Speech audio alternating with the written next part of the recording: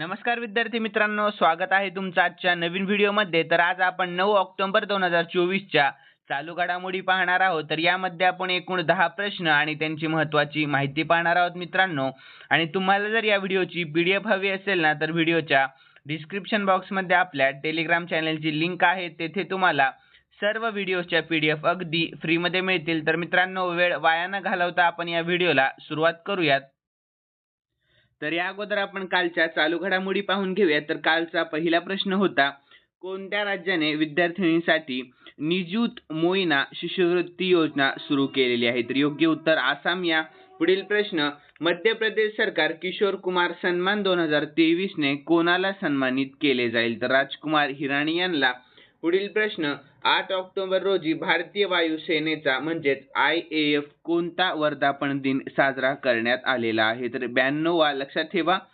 तर यानंतर पुढील प्रश्न, ब्रिटनने चागोस बेटाचे सार्वभौमत्व कोणत्या देशाला दिलेले आहे? तर मॉरिशस. या पुढील प्रश्न, प्रकाश मानसिंग राऊत यांची कोणत्या देशाचे नवे सरन्यायाधीश म्हणून नियुक्ती करण्यात आलेली आहे? तर नेपाळ. या पुढील प्रश्न होता, कोणत्या देशाने जगातील पहिली बायोनिक नेत्र जेनेरिस बायोनिक व्हिजन सिस्टम विकसित केली आहे? तर ऑस्ट्रेलिया.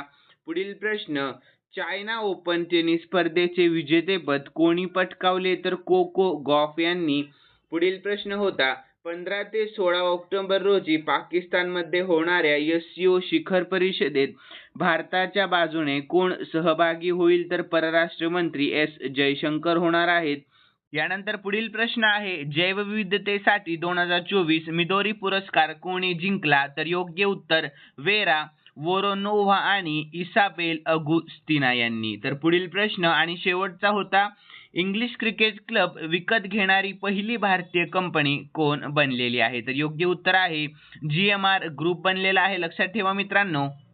यानंतर विद्यार्थी मित्रांनो, आपण आजच्या चालू घडामोडी पाहून घेऊया. तर आजचा पहिला प्रश्न आहे, मायक्रो आरएनए शोधासाठी कोणत्या अमेरिकन शास्त्रज्ञांना औषधाचे नोबेल पारितोषिक देण्यात आलेले आहे? तर याचे योग्य उत्तर ऑप्शन ए व्हिक्टर एम्ब्रोस आणि ऑप्शन बी गॅरी रुवकुन यांना. लक्षात ठेवा.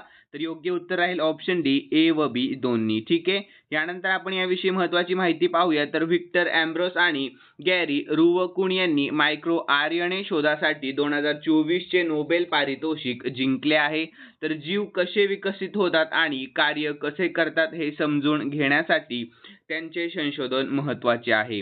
तर नोबेल पुरस्कारामध्ये $1.1 दशलक्षचे बक्षीस समाविष्ट आहे. तर हे 1901 पासूनचे शास्त्र किंवा वैद्यक शास्त्रातील 115वे नोबेल पारितोषिक आहे. लक्षात ठेवा. तर या श्रेणीतील 229 पुरस्कार विजेत्यांपैकी केवळ 13 महिला आहेत. हेही लक्षात ठेवा मित्रांनो, खूप महत्त्वाची माहिती आहे. तर यानंतर आपण पुढील प्रश्न पाहूया. तर भौतिकशास्त्रातील 2024च्या नोबेल पुरस्कारासाठी कोणाची निवड करण्यात आलेली आहे? तर याचे योग्य उत्तर ऑप्शन ए जॉन जे हॉपफिल्ड यांची आणि ऑप्शन बी जेफ्री ई हिंटर यांची. लक्षात ठेवा. म्हणजे योग्य उत्तर ऑप्शन डी, ए व बी दोन्ही. तर याविषयी महत्त्वाची माहिती देखील पाहूयात.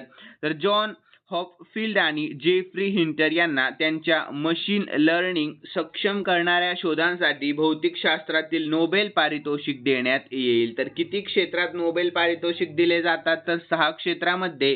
तर कोणते क्षेत्र आहेत?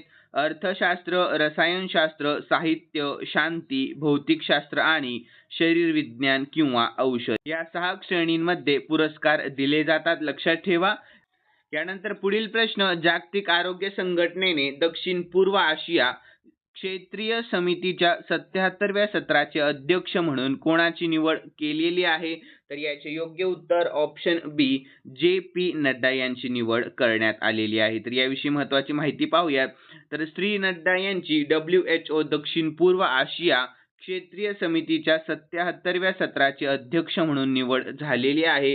तर JP नड्डा म्हणाले की सरकारच्या आयुष्यमान भारत प्रधानमंत्री जन आरोग्य योजनेचा 12 कोटीहून अधिक कुटुंबांना लाभ झालेला आहे आणि प्रत्येक कुटुंबाला रुग्णालयातील उपचारांसाठी वार्षिक $6,000चा लाभ देण्यात आलेला आहे. तर WHO चा लॉंग फॉर्म काय आहे? तर वर्ल्ड हेल्थ ऑर्गनायझेशन. लक्षात ठेवा. स्थापना WHO ची 7 एप्रिल 1948, मुख्यालय जिनिव्हा स्वित्झर्लंडमध्ये आहे आणि अध्यक्ष सध्याचे टेड्रोस अधानोम आहेत. लक्षात ठेवा. यानंतर पुढील प्रश्न, तर नवी दिल्ली येथे 17वा राष्ट्रीय चित्रपट पुरस्कार कोणी सादर केलेला आहे? तर योग्य उत्तर ऑप्शन ए द्रौपदी मुर्मू यांनी केलेले आहे. लक्षात ठेवा. तर आपण याविषयी महत्त्वाची माहिती पाहूया. तर द्रौपदी मुर्मू यांनी नवी दिल्ली येथे 17व्या राष्ट्रीय चित्रपट पुरस्कार प्रदान केलेला आहे. तर दादासाहेब फाळके पुरस्कार कोणाला मिळाला? तर मिथुन चक्रवर्ती यांना मिळाला. सर्वोत्कृष्ट अभिनेता कोण? तर ऋषभ शेट्टी, कांतारा मूव्ही. लक्षात ठेवा. आणि सर्वोत्कृष्ट अभिनेत्री कोण? तर नित्या मेनन आणि मानसी पारेख. ठीक आहे. यानंतर सर्वोत्कृष्ट फीचर फिल्म कोणती? तर अट्टम आहे. लक्षात ठेवा. यानंतर पार्श्वगायक तर अरिजित सिंग आणि बॉम्बे जयश्री. ठीक आहे. लक्षात ठेवा. तर यानंतर मित्रांनो पुढील प्रश्न आहे, आगामी महाकुंभ मेळा 2025 चा लोगो, वेबसाईट आणि ॲप कोणी लॉन्च केलेले आहे? तर याचे योग्य उत्तर ऑप्शन सी योगी आदित्यनाथ यांनी लॉन्च केलेले आहे. तर याविषयी महत्त्वाची माहिती पाहूयात. तर उत्तर प्रदेशचे मुख्यमंत्री योगी आदित्यनाथ यांनी शारदीय नवरात्री दरम्यान आगामी महाकुंभ 2025 चा लोगो, वेबसाईट आणि ॲप लॉन्च केले आहे. तर हा लोगो अमृत कलश दाखवतो, जो धार्मिक आणि आर्थिक समृद्धीचे प्रतीक आहे. तर जो समुद्र मंथनच्या पौराणिक कथेशी जोडलेला आहे. लक्षात ठेवा. यानंतर पुढील प्रश्न, अलीकडे दीपा कर्माकरने निवृत्ती जाहीर केली आहे, तर ती कोणत्या खेळाशी संबंधित आहे? तर याचे योग्य उत्तर आहे ऑप्शन डी जिम्नॅस्ट या खेळाशी संबंधित आहे. तर याविषयी महत्त्वाची माहिती पाहूयात.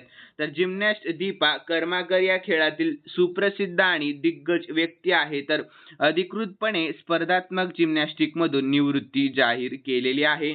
तर कर्माकर 2014च्या कॉमनवेल्थ गेम्समध्ये जिम्नॅस्टिक्स श्रेणी जिंकणारी पहिली भारतीय महिला ठरलेली होती. तिच्या उत्कृष्ट कारकिर्दीत दीपा कर्माकरला क्रीडा क्षेत्रातील उत्कृष्ट कामगिरीबद्दल पद्मश्री, अर्जुन अवॉर्ड आणि मेजर ध्यानचंद खेलरत्न अवॉर्डसह अनेक प्रतिष्ठित पुरस्कारांनी गौरवण्यात आलेले आहे. तर यानंतर पुढील प्रश्न पाहूयात. तर भारत आणि कोणत्या देशाने $400 दशलक्ष किमतीच्या करन्सी स्वॅप डीलसह अनेक करारांवर स्वाक्षरी केलेली आहे? तर योग्य उत्तर राहील ऑप्शन सी मालदीव या. लक्षात ठेवा.